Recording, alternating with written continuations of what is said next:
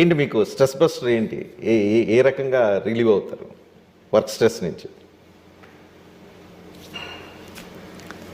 Stress అనేది పెద్ద తీసుకునే రకం కూడా కాదు రచన. దేవుని దయ వల్ల ఏదైనా కూడా ఇటుకు వస్తా,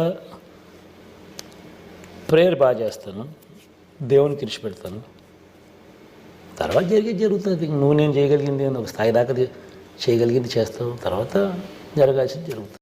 ప్రజల కొరకు ప్రాణం పెట్టేవాడే ప్రజానాయకుడు. నాయకుడు మీకు సేవ చెయ్యాలి, మీకు అన్నం పెట్టాలి, మీకు ఇళ్ళు ఇవ్వాలి, మీ పిల్లల చదువుకు డబ్బు ఇవ్వాలి.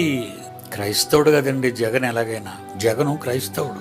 ఏ గుణాలు ఆ పిల్లాడిలో వచ్చాయి, ఇవే గుణాలు. వాళ్ళ నాయనమ్మండి చాలా భక్తిపరురాలు. ఇంకా వాళ్ళ అమ్మను మీరు చూస్తుంటారు, బైబిల్ పట్టుకొని వేదికలో ఎక్కుతుంటుంది.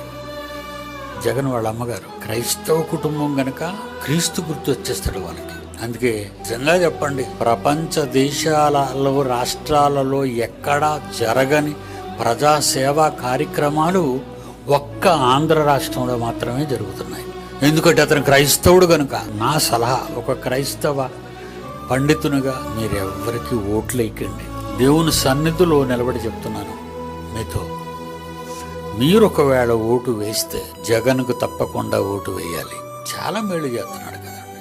అమ్మ ఒడేట, అమ్మ ఒడంటే అమ్మ గర్భవతి బిడ్డను కనగానే ఒడిలోకి బిడ్డ రాగానే డబ్బిచ్చేయాలా, డబ్బిస్తున్నాడు. పిల్లలు బడి, మున్సిపాలిటీ బడులు అన్నారు, మన పిల్లలు చదివించుకునేవాళ్ళం కాదు, పెద్ద పెద్ద స్కూల్లో చదివించుకునేవారు.